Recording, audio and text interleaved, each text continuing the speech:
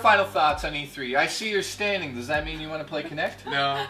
And you? I don't want to play it. And the hyenas are out. So my final thoughts on E3 are, Jones Soda rocks.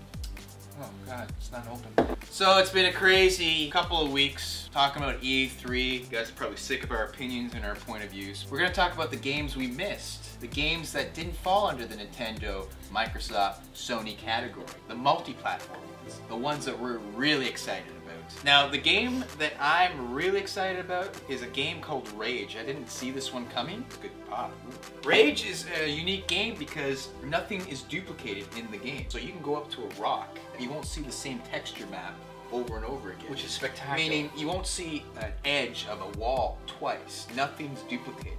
And what's even more insane is that they demoed it on the Xbox 360. Just when I thought the system, hey, I see this game and the animation slick, 60 frames per second on a 360. I was like, wow, what is it gonna look like on the other consoles? That's amazing. So I'm really excited about Rage. It's a first-person shooter, but there's like battle driving elements in it. The story is very simple. Earth is basically obliterated by nukes, and they're underground, and they're waiting down there, and they finally come back up, but there's mutants everywhere, and it's like Mad Max. It reminds me of Fallout and Borderlands. Using this technology is very important for the future of video games.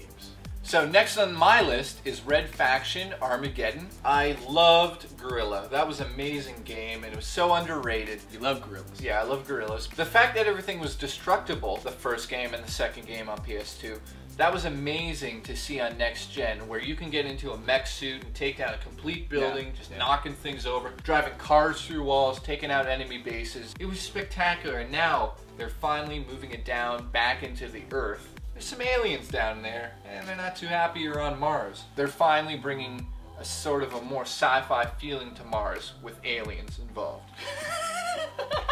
True that. So I'm very excited, very, very excited. So you're excited for Brink? It's good. It's a first-person shooter and very maneuverable. I talked about it before in our first E3 video. You know, I'm just not happy with it.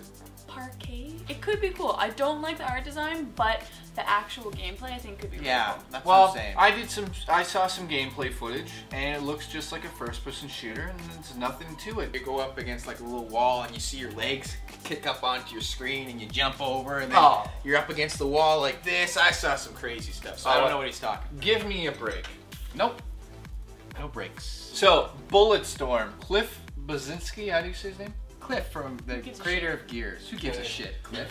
Bulletstorm, screw him in the ear. Published by EA. This is a big deal because the dude that made Gears of War is coming in to EA and making Bulletstorm. Now what Bulletstorm is essentially is an over-the-top sort of like Kill Bill-esque, is that a word? Yeah, it's Kill Bill-esque. First-person shooter with crazy kills. The game is essentially about how you kill the enemy. So you could tell Cliff had his hand in the writing and the producing of this game because there's some crazy, crazy funny elements to this game that really make you want to play. You kick them, they explode. Actually, that's all I really saw was kicking in. Let's cut to the chase. What's really unique with this game? Well, not really unique. What? The electrical grappling hook.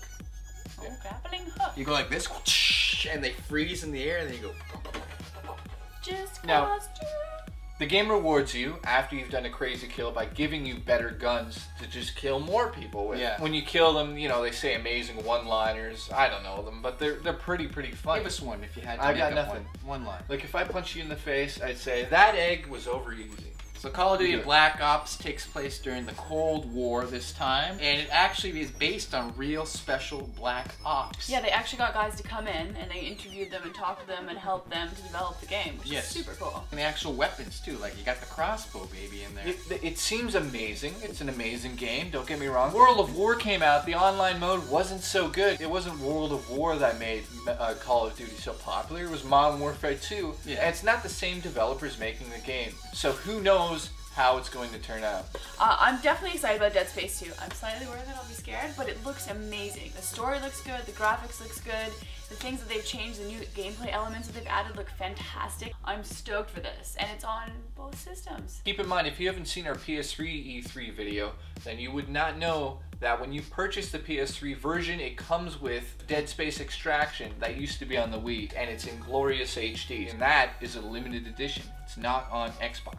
And then we got Medal of Honor. I'm very excited for this. franchise back to its full strength. They're not going to release one every freaking 2 days. So hopefully it lives up to the hype and kicks the crap out of Call of Duty, and then all you Call of Duty fanboys blood. When you purchase it on PS3, and you also get Medal of Honor Frontline up converted to HD on the Blu-ray disc. So that's in a limited edition only for PS3. So Ubisoft is something sort of crazy. They have this little thing called Battle Tag, which is essentially Laser Quest for your home, or wherever, I guess. But it could be cool. You're on different teams, shoot each other, shoot each other, shoot each other. Fun. Or you can do a thing that's a target thing. You have to come scan your thing, which is a cartridge, and then you come back, shoot the target, come back, and you keep scanning things on the bottom of your gun. Also, to get your ammo in your gun, you have to find these pouches and scan them as well. It might be amazing. I do love Laser Quest. Great cardio, fun times. One thing that pissed me off, they didn't say what it was for. Was it for PC? I'm pretty sure it's just for PC. So yeah, I think it's for PC, and they might port it over, but it looks really fun. This will end fights though. You know, when you're playing guns and laser tag with your friends, you can just go up to the computer and boom, you can't cheat, you can't lie. There's the score. Well, you can cover your sensors. Oh, come on. That's what he'll do. No covers. Cheating. That's just dirty cheating. So I'm very excited for this game. I can't wait to kill you in it. Yeah, you won't be able to run, fatty. Need for Speed coming out, Hot Pursuit. Decide to be with the good guys, the cops, or you can be with the bad guys, the outlaws, and you're kind of chasing each other around the levels. Apparently the crashes are fantastic. They're gonna be a lot like Burnout, which I enjoy because I love Burnout so much. Because it's the same developers! No. So I'd really like to see this, see just how much better than Burnout it is. Another game at E3 that we're really excited about is Fallout New Vegas. They didn't show much, but it's there, and we cannot wait. Yeah, Fallout 3 was epic. That's a bad boy. They also worked a lot on the way you communicate with other players in the game. It's very quick now. You can skip it quickly and still feel like you're getting a rich story. Mass Effect 2. Yeah, baby. So another game, Driver San Francisco. They're returning the franchise, San Francisco. They're returning the franchise back to its roots. They've got the San Francisco. Rush. No, Driver. Rush.